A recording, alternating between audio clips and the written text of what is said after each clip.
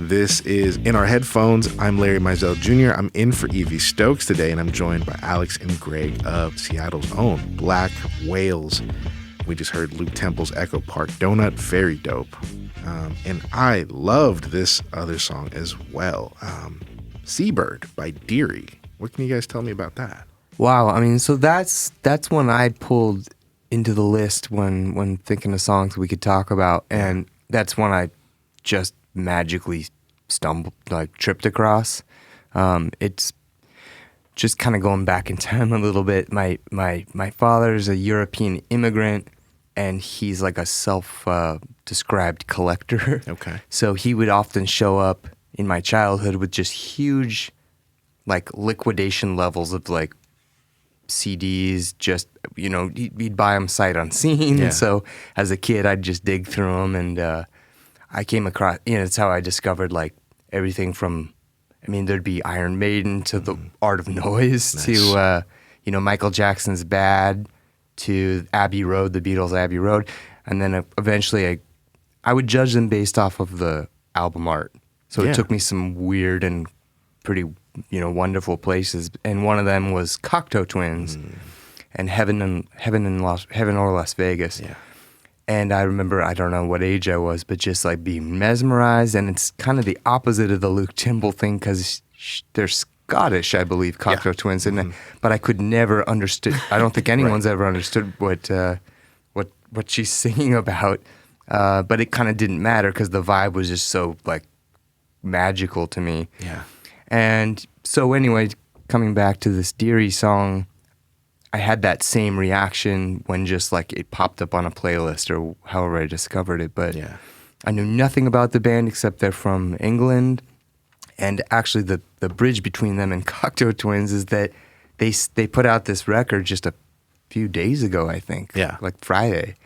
And they put it out on Bella Union Records, which is Robin Guthrie and Raymond. I think Guthrie's since moved away from it, but anyway, so the connection between the it's like a time like wormhole from like little kid me, and then finding this song now, it's the same exact feeling it evoked. So and then learn that connection between the two bands, it's like this makes sense, I guess, in some kind of cosmic way. But I don't know a whole lot about them, and I dug around online after hearing this song, and they have Spotify numbers, but not a lot of like social media numbers, which doesn't mean a whole lot to me, but I can't tell how big of a band they are. They're on Bella Union, which, you know, I love that label. But beyond that, I just don't know a whole lot about the inner workings of them. Well, it's a great track. But it's a magical kind of whatever dreamy dream pop. For sure. And you know, Cocteaus are obviously like the gold standard of that. Yeah, they kind of invented that. Yeah, and what Deary was doing is very clearly a callback to that. The vocals really hard to discern, that really crystalline, there's angelic a lot of sound. Similarities in that, the presentation of the two. For sure. And I was really thankful to come across that track. I'd seen Deary, I've seen their name, I've seen their records like in rotation here and stuff like that, so I was really happy to get more intimately acquainted with it. It's funny what you said, too, about kind of judging a book by its cover when it comes to albums. Yeah. I think I've gotten comfortable with the fact that you do get a sense of an aesthetic or artistic leanings of a band or an artist through that it often can decode something for you. Sometimes you'll be surprised and you'll be like, these things don't quite go together. Yeah. I was led astray by that album cover or whatever. Yeah, right. That happens sometimes. But most of the time, you get a real good sense. And the Cocteau's albums and 4AD records in general, I forget the name of their graphic designer, but he's like a legend. Yeah, I can't place it either, but yeah. That guy's why am I forgetting? I'm blanking, but yes. That guy, amazing. But yeah, it would always be such an enticing and kind of mysterious, alluring element to those brilliant albums that came out on that label and still do, obviously. But yeah, I loved, Deary maybe even is tired of the Cocteau comparison, but I just love the callback to that. Cocteaus was one of my favorite bands ever. And and I'm going to be paying a lot more attention to Deary. So thank you for introducing me to them. Yeah, I'm going to keep an eye out too. I'm curious. Absolutely. It's also cool to discover a band that doesn't have such a high profile internet presence, I guess, because it's like the mystery continues, you know. It's like absolutely. And I maybe like that it seems to be less and less common. Right. Maybe they're flipping that, you know, don't judge a book by its cover thing. There's no cover. You're gonna have to look for the pages. Totally. They're scattered in the trees. Yeah. I love it. Breadcrumb trail. Yeah, all day. Here's Seabird from Deary.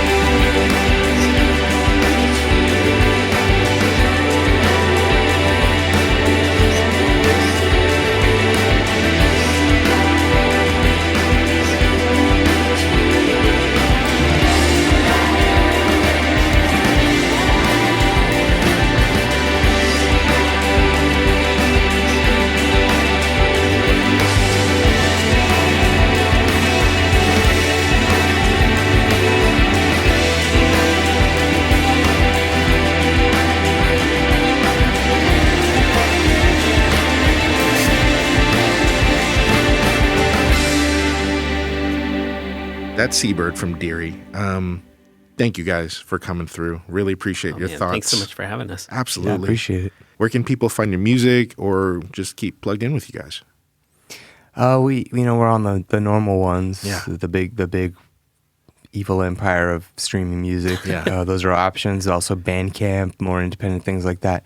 And then we're planning on just continuing to put out singles with kind of no real goal, just to keep making and putting things out in the world. And it's all we kind of care about. And so one of those platforms is where it'll show up. Right on. Yeah.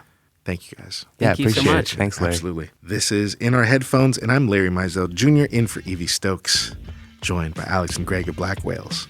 Thank you for listening.